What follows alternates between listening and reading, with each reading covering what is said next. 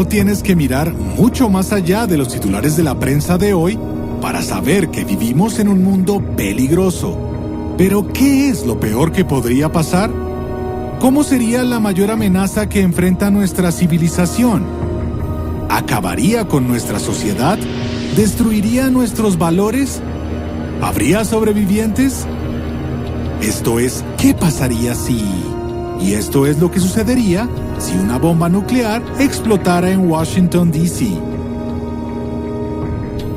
Como sede del gobierno de Estados Unidos y emblema de la democracia occidental, Washington, D.C. es un blanco natural. Al albergar la Casa Blanca, el Congreso y la Corte Suprema, un ataque nuclear, aunque sea improbable, sería un golpe casi letal. Hay bombas nucleares de varios tamaños. La más pequeña fue Davy Crockett en la era de la Guerra Fría. Tenía un casco de 35 kilogramos que podía aniquilar a cualquier persona en un radio de 150 metros. Además, no tenía la opción de abortar. La más grande es la bomba del zar rusa, un mastodonte con el poder de arrasar con toda París instantáneamente.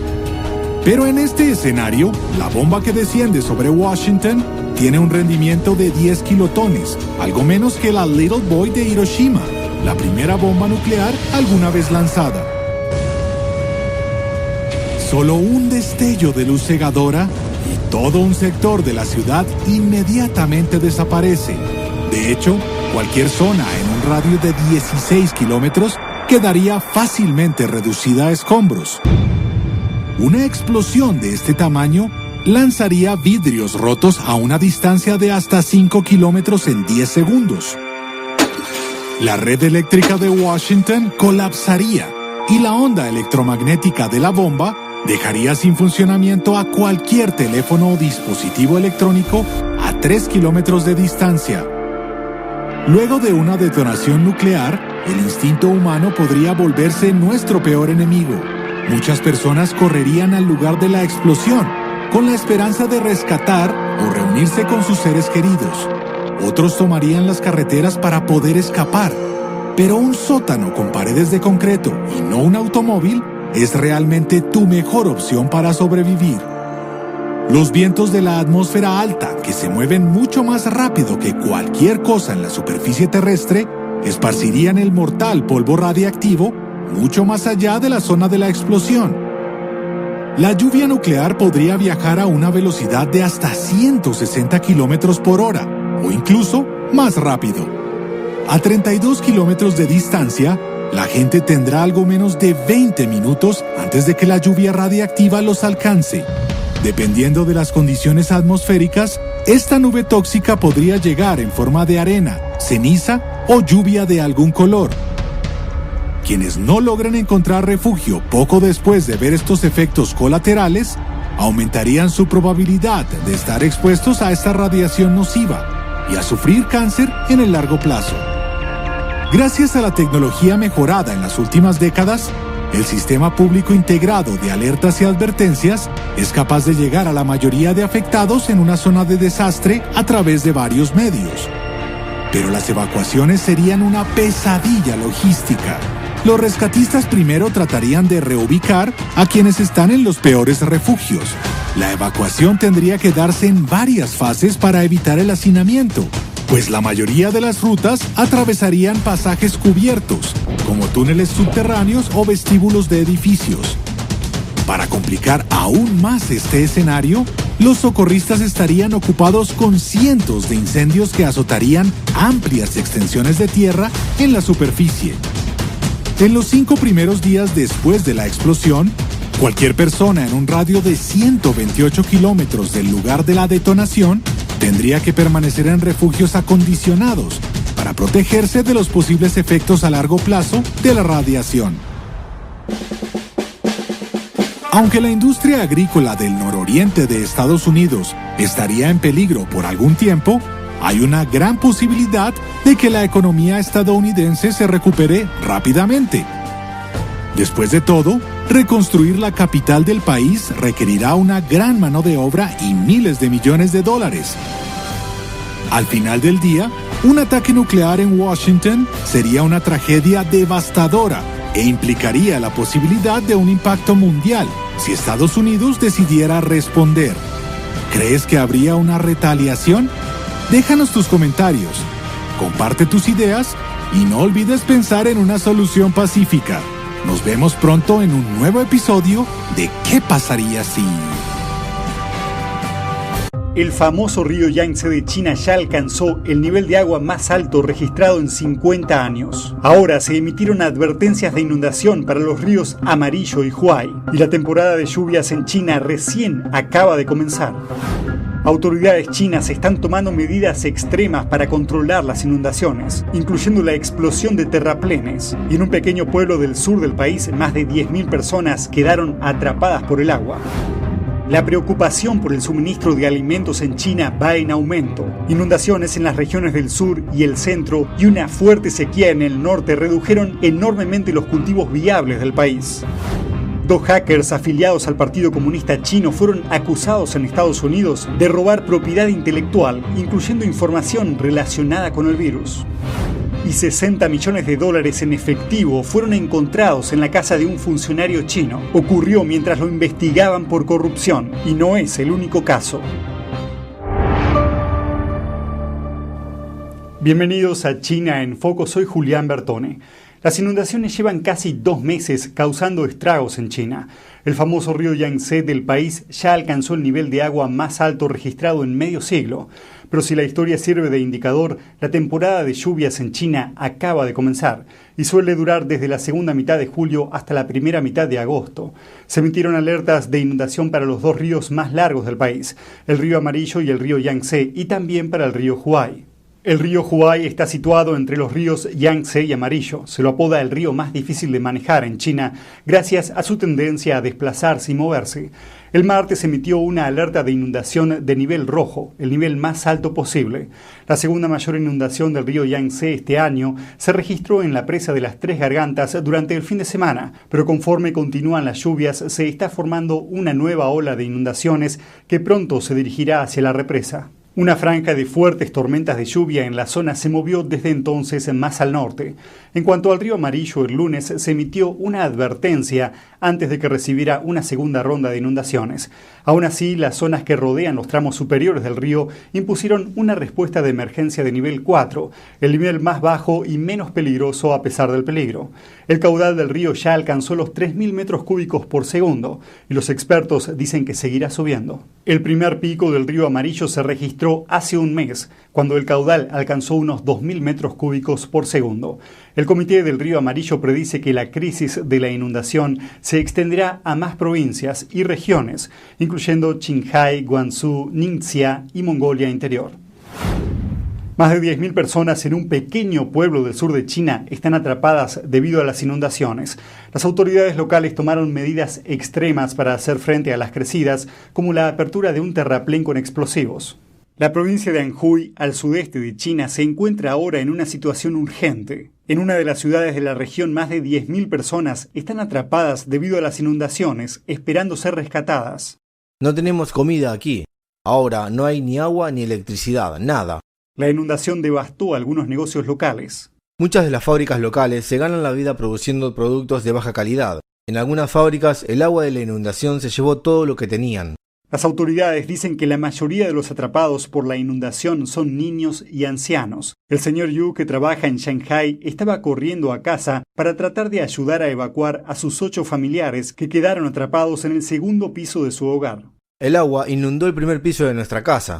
El sábado las autoridades locales elevaron la alerta de inundación a su nivel más alto. Las fuertes lluvias y las inundaciones masivas ocurridas río arriba hicieron que los niveles de agua en Anhui subieran rápidamente. El domingo, un importante río de la región vio cómo el nivel de sus aguas se acercaba a un máximo histórico. A las 3 de la mañana, las autoridades chinas tomaron medidas extremas y abrieron un terraplén en el río. El agua de la inundación se dirigió entonces a 2 zonas de contención. La prensa estatal dijo que se esperaba que la medida reduzca el nivel de agua en casi 30 pulgadas. Dijeron que las personas que viven en las áreas de contención fueron evacuadas, pero no especificaron las cifras. Las autoridades chinas utilizaron la misma táctica durante la peor inundación en China en las últimas décadas, ocurrida en 1998. El lunes, después de que las aguas de otro río importante superaron el nivel de alerta más alto, las autoridades ordenaron que otra presa en el río liberara el agua acumulada. El agua se dirigió a otra zona de contención con una población cercana a los 200.000 habitantes. Las autoridades dicen que más de 2.000 fueron evacuados. En la popular plataforma de redes sociales de China, Weibo, la inundación está recibiendo poca atención. Las tendencias son noticias sobre celebridades, telenovelas y los avances en la vacuna para el virus. Este año China se está quedando sin cultivos. Las inundaciones en las regiones del sur y el centro del país y la sequía en el norte redujeron enormemente los cultivos viables. Tomemos como ejemplo la ciudad de Enshi, dentro de la provincia de Hubei, acosada por inundaciones. Un video reciente muestra que algunos cultivos de la ciudad quedaron anegados. Una mujer en el video explica que solía haber un camino abajo de lo que ahora es un área completamente sumergida. En el video dice que estima que el agua tiene alrededor de 6 pies de profundidad. También señala los campos de maíz de la zona, todos bajo el agua. En otra parte, un campo de maíz está en condiciones similares y durante aproximadamente un mes estos campos se convirtieron en lagos. Además de las inundaciones en el centro y sur del país, el norte de China está sufriendo una intensa sequía. Según la prensa china, la continua sequía en la provincia de Gansu repercutió gravemente en la producción de trigo, maíz y otros cultivos locales. Un residente dijo que nunca había visto un año tan seco en sus 50 años de vida. Un video reciente muestra a una mujer de la región china de Xinjiang en campos aparentemente interminables de trigo, pero dice que no habrá una buena cosecha.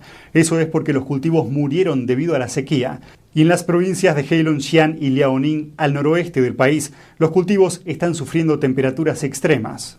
Según la prensa china, la temperatura más alta registrada en la zona fue de casi 40 grados centígrados y está afectando la producción de maíz. Hasta ahora ningún medio de comunicación importante en China informó sobre esto. Ahora miremos las reacciones generadas por los presentes desastres naturales en China, lo que solo es posible a través de Internet. El país sufrió varios desastres naturales en los últimos meses. En una serie de publicaciones en Twitter, un internauta comentó la situación. Según él, lo peor es que si no fuera por las redes sociales, la gente ni siquiera estaría enterada de las inundaciones generalizadas. Señala que el régimen parece estar ausente en medio de los problemas, con muy pocos líderes visitando las regiones afectadas. Añade que unos pocos funcionarios y soldados intentaron desviar y mitigar las inundaciones, pero nadie ayuda realmente a las personas que sufren, y solo unos pocos funcionarios de bajo nivel advirtieron a la gente para que evacuaran con sus familias y amigos. Advierte que las medidas de rescate de las autoridades y el número de voluntarios que acuden a ayudar son cada vez menores. La gente en las zonas afectadas parece haber sido abandonada. El internauta lo llama indiferencia colectiva, pues la confianza de la gente en el régimen ha sido destruida repetidamente. Dentro de China afirmó que la sociedad se está volviendo desordenada y fuera de China la credibilidad nacional del país a los ojos del resto del mundo está en bancarrota. Dice que es porque ningún funcionario quiere asumir la responsabilidad mientras el poder de China no sea supervisado y controlado. Agrega que la difícil situación a la que se enfrenta ahora el país, incluidas sus dificultades económicas, es el resultado inevitable de un sistema ineficiente que carece de responsabilidad. Pasemos ahora a la corrupción en China. Según las autoridades de la provincia de Jiangxi, el jefe de la sucursal del PSC y director de la oficina financiera de la provincia, Xin Hui, está siendo investigado por graves violaciones disciplinarias ilegales. Un periodista de un medio local publicó en la red social WeChat que cerca de $60 millones en efectivo fueron encontrados escondidos en la casa de Xin y citó a una fuente interna. Es de conocimiento general que muchos funcionarios corruptos en China esconden en sus casas dinero obtenido mediante sobornos. Esta cantidad supera la encontrada en posesión de un subdirector del Departamento de Carbón de la Administración Nacional de Energía. En 2014 le encontraron $28 millones en efectivo en su casa, lo que pesaba más de 1 tonelada. Se utilizaron 10 máquinas contadoras de billetes para el recuento del dinero y 4 de ellas se fundieron en poco tiempo. En otro caso se encontró que un expresidente de la empresa china Huarong Corporation tenía $38 millones en efectivo encontrados en varias de sus propiedades, lo que ocurrió tras ser acusado de corrupción. El volumen de la suma era de 3 metros cúbicos. Sin embargo, este no era todo el dinero corrupto que tenía. 2 hackers afiliados al Partido Comunista Chino fueron acusados de robar propiedad intelectual. Tenemos más información sobre el caso y las acusaciones que incluyen información vinculada a la corrupción.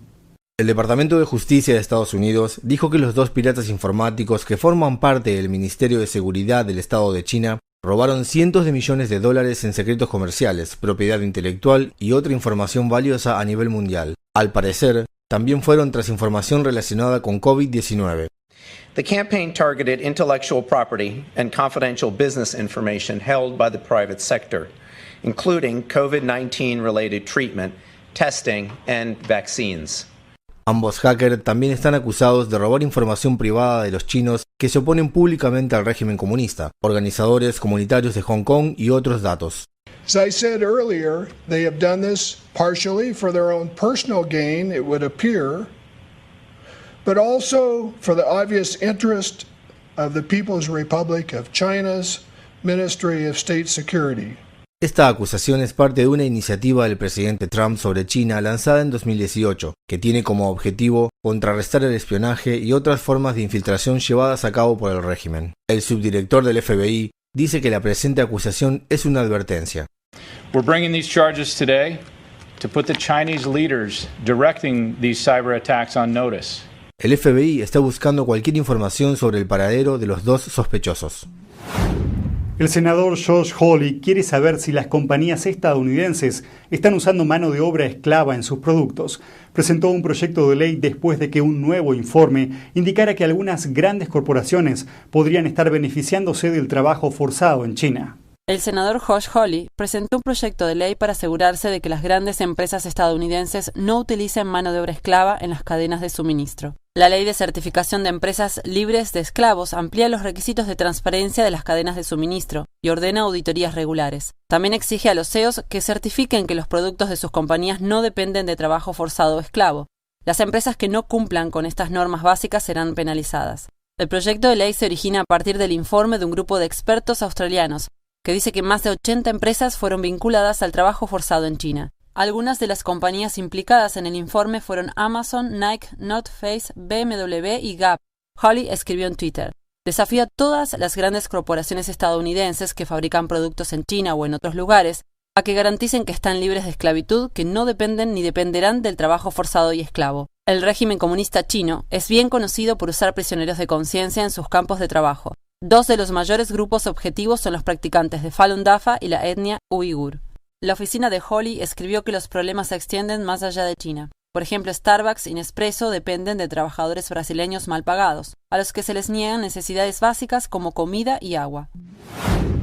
La Cámara de Representantes de Estados Unidos votó para prohibir que TikTok pueda ser descargado por empleados de gobierno en dispositivos estatales. Más de 300 legisladores votaron a favor y apenas más de 70 votaron en contra. Se espera que el Senado apruebe un proyecto de ley similar a finales de esta semana. La medida ocurre en medio de la creciente preocupación por la seguridad nacional que representa TikTok, propiedad del gigante tecnológico chino ByteDance. Muchos temen que el uso de la aplicación permita que la información personal de los usuarios caiga en manos del régimen comunista chino y sea utilizada para lanzar un ciberataque contra Estados Unidos. Altos funcionarios de la Casa Blanca dijeron que están considerando una prohibición aún más amplia de aplicaciones vinculadas a China y que la acción puede ser inminente. Por su parte, TikTok dijo este martes que planea crear 10.000 puestos de trabajo en Estados Unidos en los próximos 3 años. Actualmente solo tiene 1.400 empleados en el país. Ahora vayamos a Europa. El Partido Comunista Chino está considerando reducir sus exportaciones de productos Nokia y Ericsson hechos en China. Ambas empresas son los mayores rivales de Huawei cuando se trata de la producción de equipos de telecomunicaciones. Si los miembros de la Unión Europea siguen el ejemplo de Estados Unidos y el Reino Unido en la prohibición de las redes 5G de Huawei, la acción del Partido Comunista probablemente será utilizada para tomar represalias. La jugada del régimen tiene lugar conforme más y más países se preocupan por Huawei, lo que incluye el temor de que la protección de datos no pueda estar garantizada si las torres de telecomunicaciones contienen equipos hechos por la compañía. China tiene actualmente una lista de artículos sujetos a su control de exportaciones, a pesar de no tener una ley específica para ello.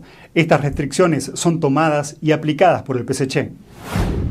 Millones de dólares del programa de protección de cheques de pago del gobierno federal estadounidense están llegando a empresas y organizaciones vinculadas al Partido Comunista Chino. Estas incluyen defensores del socialismo, colaboradores de empresas estatales del PSC, socios de los institutos Confucio y más. Un socio del Instituto Confucio de China, el Instituto de China con sede en Nueva York, ha recibido hasta $1 millón del Programa de Protección de Cheques o PPP de Estados Unidos. Fundado en 1926, el Instituto de China tiene una historia de casi 100 años de trabajo junto al Partido Comunista Chino. El grupo de promoción acogió el primer Instituto Confucio en Nueva York en 2006, trabajando en asociación con la Universidad Normal de China Oriental. Se trata de una universidad fundada por el régimen que establece en sus estatutos que el comité del Partido Comunista tomará decisiones colectivas y el rector de la universidad implantará las decisiones colectivas. Su colaboración llevó finalmente a que el Instituto Confucio echara raíces en 9 escuelas K-12 de Estados Unidos. Del mismo modo, el Comité Nacional de Relaciones entre Estados Unidos y China también recibió hasta $1 millón del PPP. Al igual que el Instituto de China, también está asociado con el Instituto Confucio. Según un boletín del Instituto Confucio, el comité ha celebrado conferencias anuales conjuntas con el Instituto Confucio de la Universidad de Delaware desde 2010. El boletín describe las reuniones como una ocasión en la que talentos de la política, la economía, los negocios y la academia de Delaware se reúnen para un importante diálogo sobre las relaciones entre Estados Unidos y China. Otra organización del Partido Comunista Chino que recibe fondos del PPP es la Asociación Progresista China, de 46 años de edad en San Francisco. Según los registros del Departamento del Tesoro de Estados Unidos, también recibió hasta $1 millón del gobierno federal. De acuerdo con el experto del comunismo y autor Trevor London, la Asociación Progresista China fue fundada por miembros clave de IWK, una organización que afirma aplicar la ciencia del marxismo y leninismo y los pensamientos de Mao Zedong en la Revolución de Estados Unidos. También tiene una fuerte conexión con la organización socialista Freedom Road. Gracias por acompañarnos en China en Foco de NTD. Estamos aquí para brindarles las últimas noticias de forma honesta e imparcial.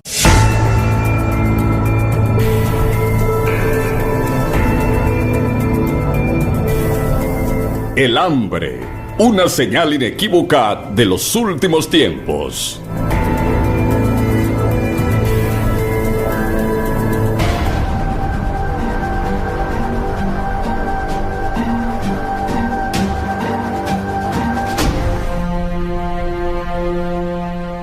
El hambre constituye, sin lugar a dudas, uno de los más graves problemas sociales del mundo actual. Según consideran altos comisionados de la reconocida entidad defensora de los derechos humanos Amnistía Internacional, el hambre ocupa el lugar número 1 en la lista de peligros para la salud a nivel mundial, provocando más muertes que el SIDA, la malaria y la tuberculosis en conjunto. Hoy día, según la Organización de las Naciones Unidas, se estima que el hambre afecta a más de 800 millones de personas a escala mundial, mientras aproximadamente 2.000 millones están bajo la amenaza de este flagelo social, siendo África y Asia los continentes en los que se verifica la mayor incidencia del hambre y de subalimentación en la actualidad. De acuerdo al Programa Mundial de Alimentos, entre las causas del hambre se incluyen los desastres naturales, la pobreza, la falta de infraestructuras agrícolas, así como también la sobreexplotación del medio ambiente, los conflictos armados, las pandemias y el alza del precio de los alimentos en el mercado internacional. Pero el problema del hambre no es nuevo. El libro de los libros, la Biblia, registra múltiples episodios en que tanto los egipcios como el antiguo pueblo de Israel sufrieron por años los embates de la carencia de alimentos. En consonancia con lo preindicado, el libro de Génesis capítulo 12, verso 10, refiere: Hubo entonces hambre en la tierra, y descendió Abraham a Egipto para morar allá, porque era grande el hambre en la tierra. Como puede interpretarse a la luz de este pasaje bíblico, el gran patriarca de Israel se convertiría muy probablemente en uno de los primeros exiliados del hambre que recuerde la historia de la humanidad. Otro antecedente histórico de grandes hambrunas plasmado en las páginas de la Biblia es el que relata Génesis capítulo 41, versículos 56 y 57, alusivos a los años en que José ejercía su función como gobernador de Egipto. En tal sentido, los citados versículos precisan: y el hambre estaba por toda la extensión del país. Entonces abrió José todo granero donde había y vendía a los egipcios, porque había crecido el hambre en la tierra de Egipto. Y de toda la tierra venían a Egipto para comprar a José, porque por toda la tierra había crecido el hambre. Gracias a esta calamidad de proporciones extraordinarias, pudiera considerarse que el antiguo Egipto comenzaría a consolidar su hegemonía imperial sobre el resto del mundo conocido. Empero, lo que no admite discusión alguna es el hecho de que aquella estremecedora hambruna sería la ocasión que Dios utilizaría para el cumplimiento de sus promesas a José, el amado hijo de Jacob, ante los ojos de aquellos que habían menospreciado sus sueños y su propia dignidad como hombre de tan especial llamado de Dios. Debe destacarse que una de las carencias de alimentos más dantescas experimentadas por el pueblo de Israel es la descrita en el segundo libro de Reyes, capítulo 6, verso 25, cuando precisa lo siguiente: y hubo gran hambre en Samaria, a consecuencia de aquel sitio, tanto que la cabeza de un asno se vendía por 80 piezas de plata, y la cuarta parte de un cab de estiércol de paloma por 5 piezas de plata. Ha de destacarse que las páginas del Viejo Testamento contienen distintas declaraciones proféticas que vinculan grandes hambrunas en toda la tierra a la constante actitud de desobediencia a los mandamientos divinos, especialmente del antiguo pueblo de Israel. Así, Deuteronomio 28, versos 48 y 49 establecen que: por cuanto no serviste a Jehová tu Dios con alegría y con gozo de corazón, por la abundancia de todas las cosas, servirás por tanto a tus enemigos que enviare Jehová contra ti, con hambre y con sed y con desnudez y con falta de todas las cosas. Y él pondrá yugo de hierro sobre tu cuello hasta destruirte. En esa misma tesitura, el primer libro de Reyes, en su capítulo 17, versículo 1, refiere lo siguiente: entonces Elías Tisbita, que era de los moradores de Galaad, dijo a Acab: vive Jehová, Dios de Israel, en cuya presencia estoy, que no habrá lluvia ni rocío en estos años, sino por mi palabra. Como puede advertirse, esta declaración pone de manifiesto el estado de indignación del profeta ante la pecaminosidad de Israel delante de Dios, frente a la marcada tendencia del pueblo escogido a desviarse del camino de la santidad con prácticas abominables delante del Creador.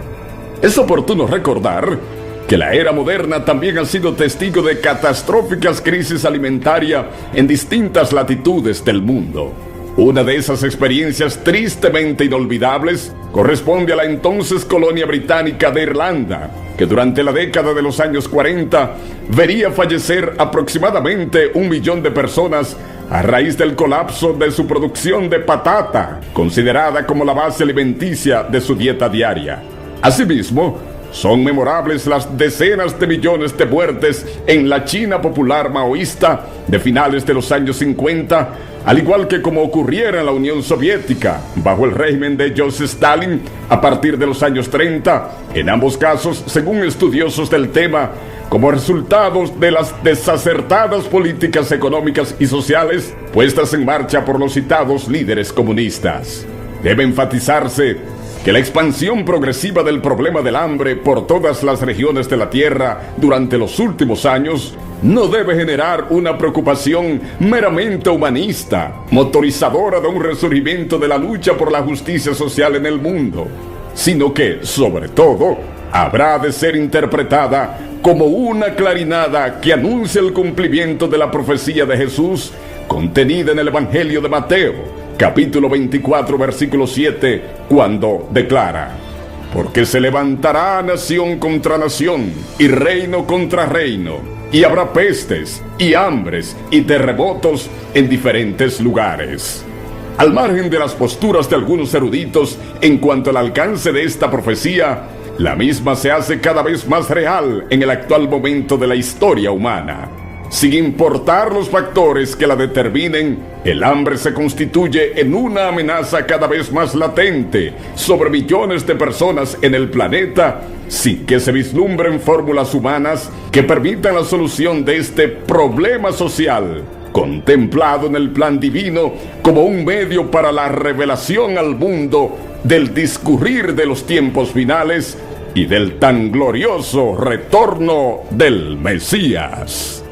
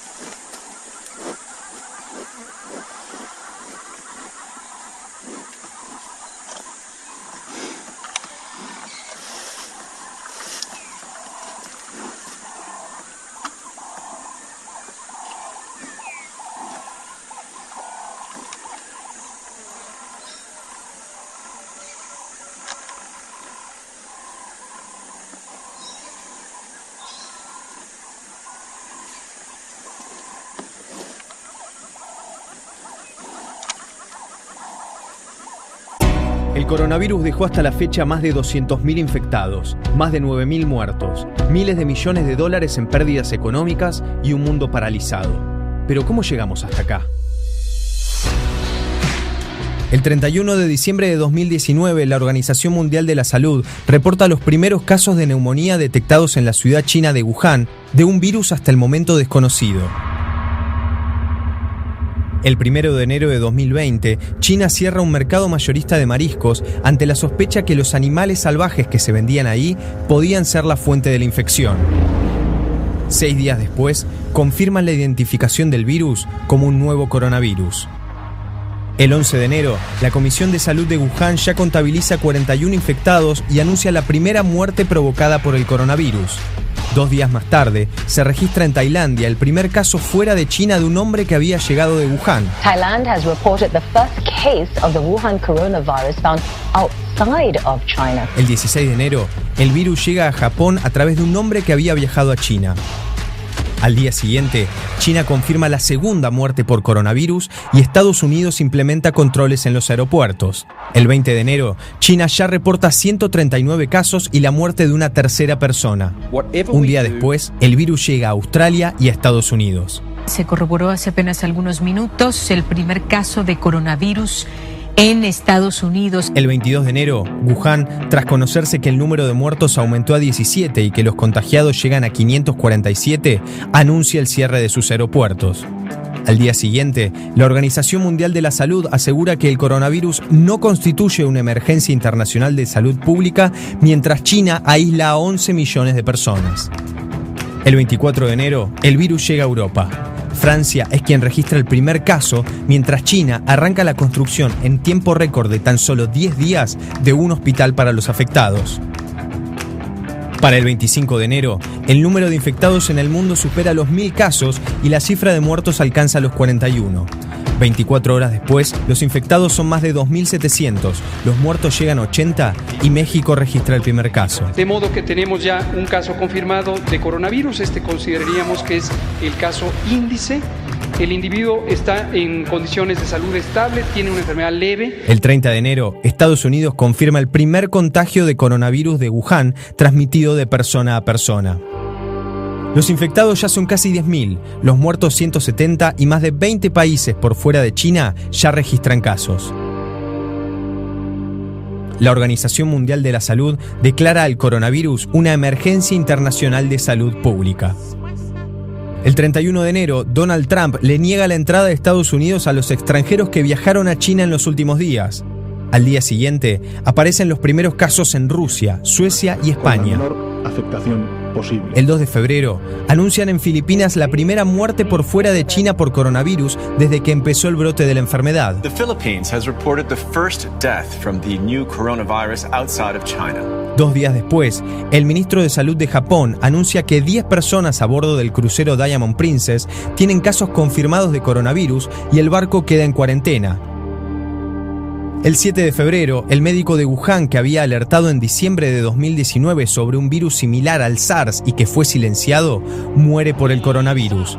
La cifra global ya supera las 500 víctimas mortales. El 10 de febrero, el coronavirus llega a las 1.000 víctimas en todo el mundo y supera la epidemia del SARS en 2002 y 2003. Un día después, la Organización Mundial de la Salud le da nombre al coronavirus y pasa a conocerse como COVID-19. 48 horas más tarde, muere la primera persona por el brote en Europa. Egipto registra un caso de coronavirus y se convierte en el primero en el continente africano, mientras el número total de muertos alcanza los 1.500. El 19 de febrero, Irán anuncia 2 casos de coronavirus y horas más tarde confirma la muerte de ambos.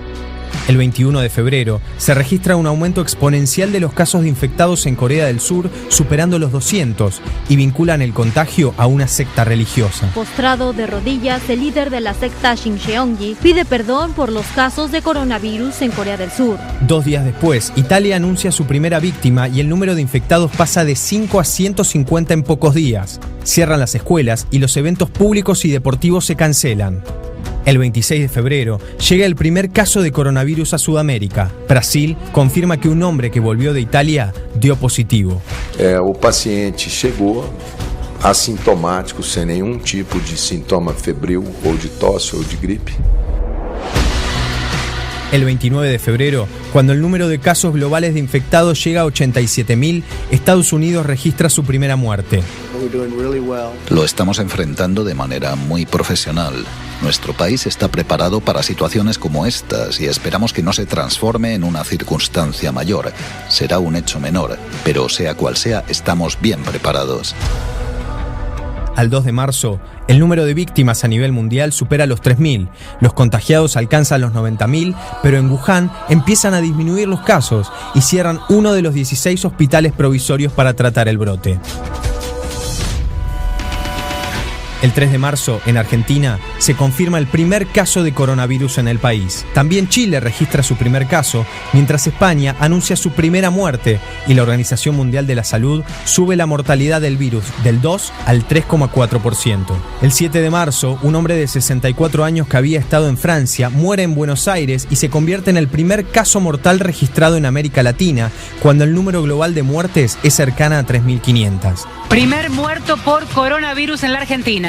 Una información que obviamente duele y duele mucho. Estaba internado en el hospital Argerich. 2 días después, el primer ministro italiano impone un bloqueo nacional al país cuando los casos de infectados superan los 9.000 y las muertes llegan a 463. La decisione giusta oggi è di restare a casa. Il futuro nostro dell'Italia è nelle nostre mani. Al día siguiente, el presidente chino Xi Jinping visita Wuhan por primera vez como símbolo de superación del brote en la ciudad. El 11 de marzo, la Organización Mundial de la Salud define al COVID-19, causada por un nuevo coronavirus, como una pandemia. That COVID-19 can be characterized as a pandemic. El 12 de marzo se conoce que Tom Hanks y Rita Wilson están contagiados de coronavirus. Más tarde, ese día, Alberto Fernández da su primera cadena nacional como presidente de Argentina, en donde decreta el aislamiento obligatorio para casos específicos y la suspensión de vuelos de zonas afectadas. La realidad es que esta pandemia nos convoca como sociedad, nos convoca al Estado Nacional, a cada provincia, a cada municipio, a cada uno y a cada una.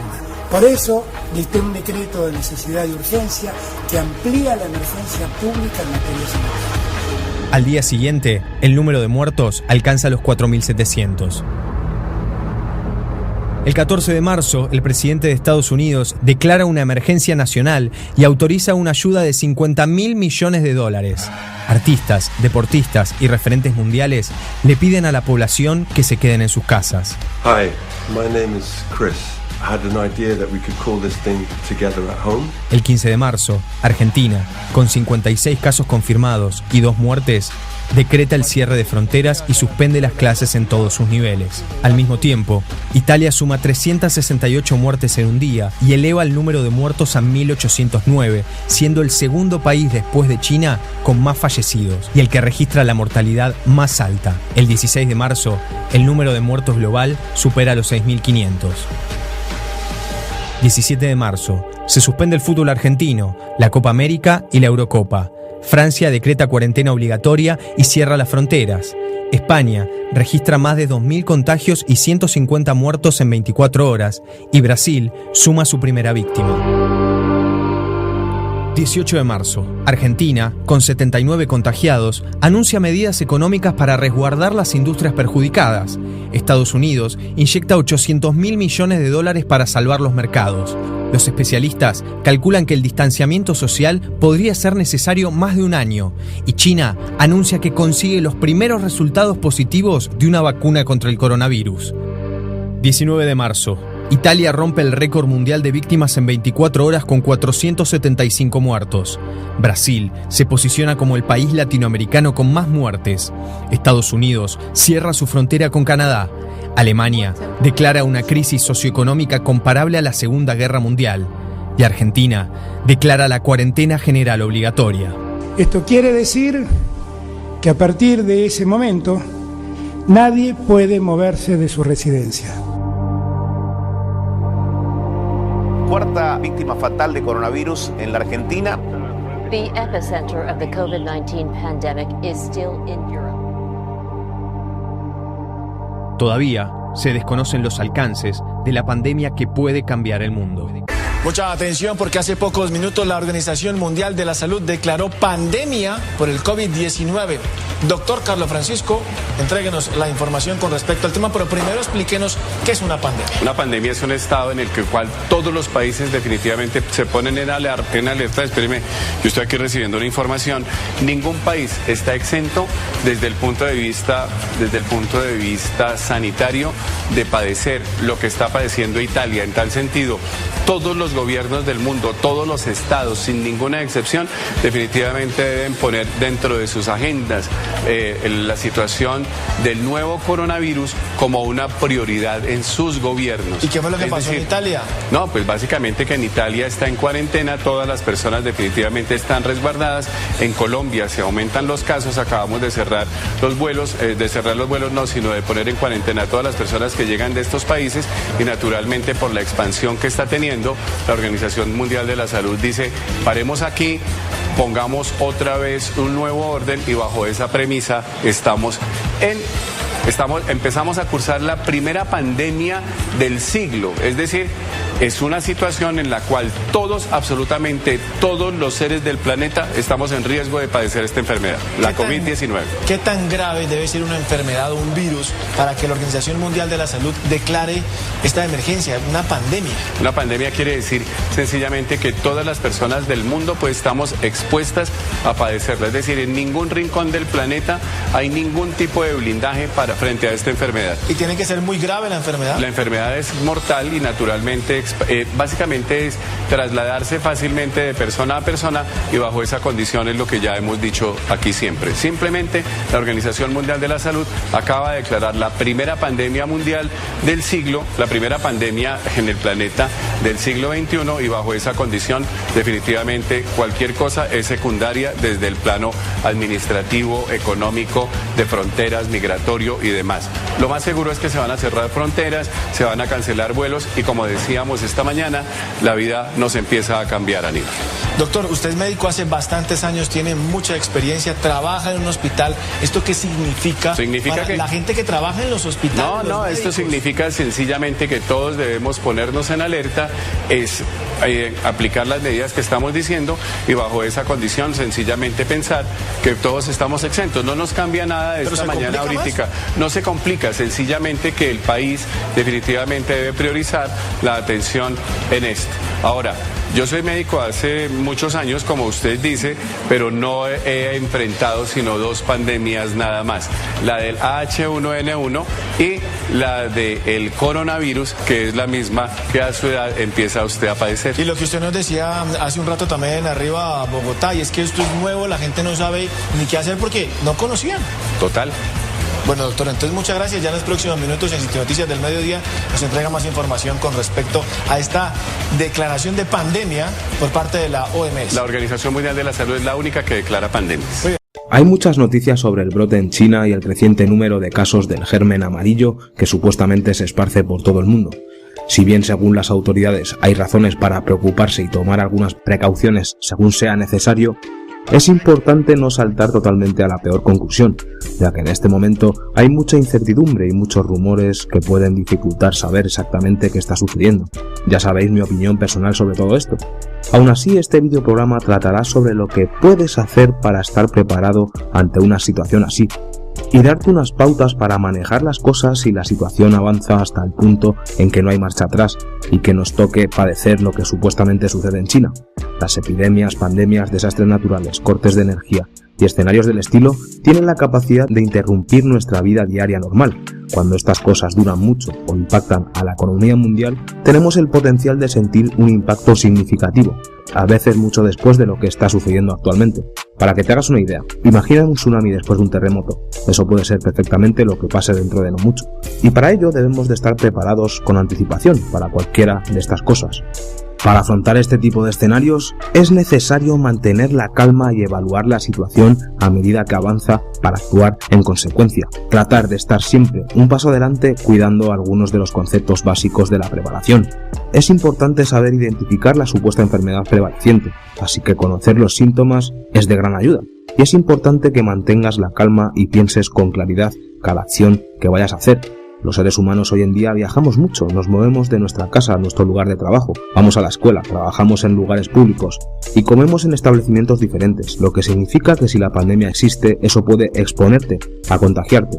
Siempre es buena idea tratar de reducir las posibilidades de caer enfermo en cualquier situación. Por ello, si tu ciudad cae ante un virus así, usa siempre equipo de protección y aprende a desinfectar adecuadamente tu hogar y tu ropa.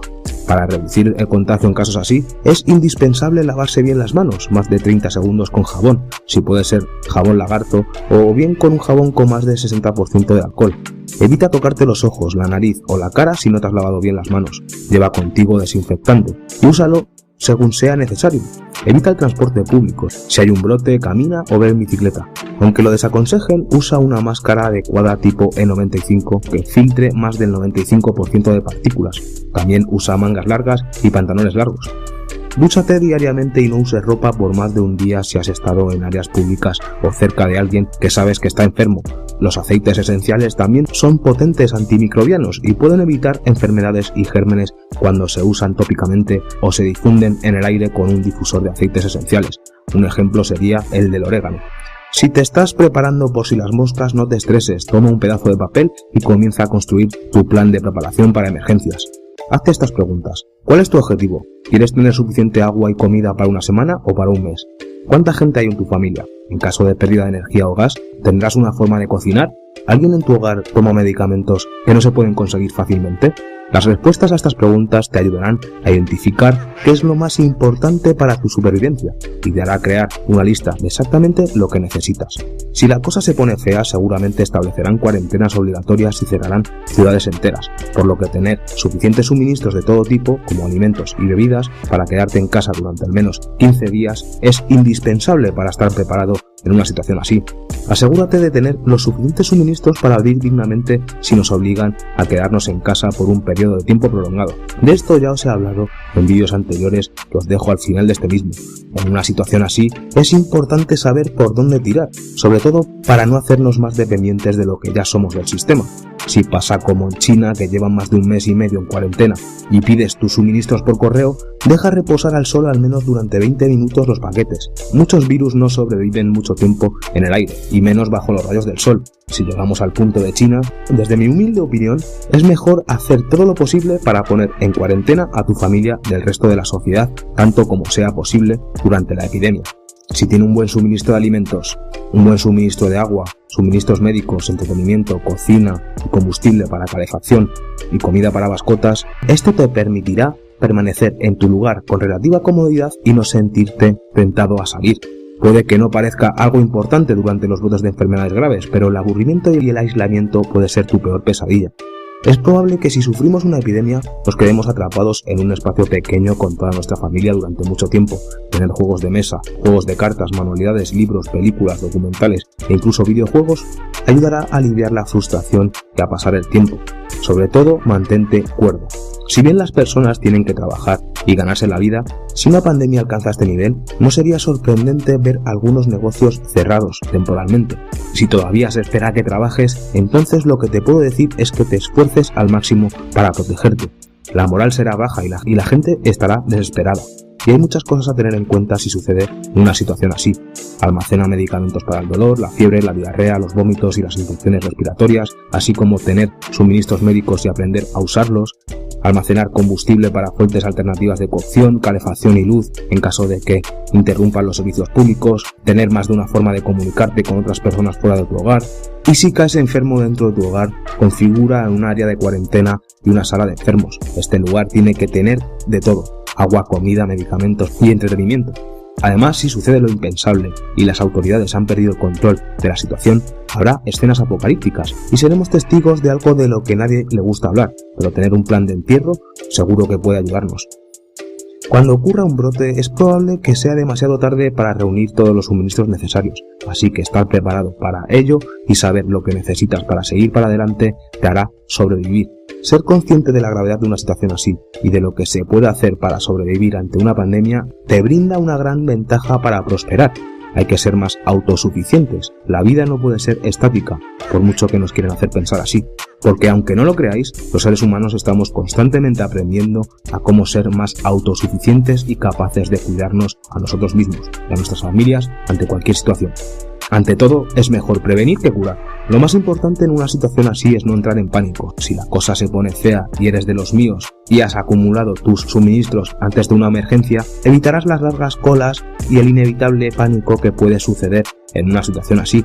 Si se enfrenta a una emergencia como resultado de una posible pandemia, lo mejor que puedes hacer es quedarte en casa, lejos de las multitudes, y si estás preparado con anterioridad, podrás sobrevivir, pase lo que pase.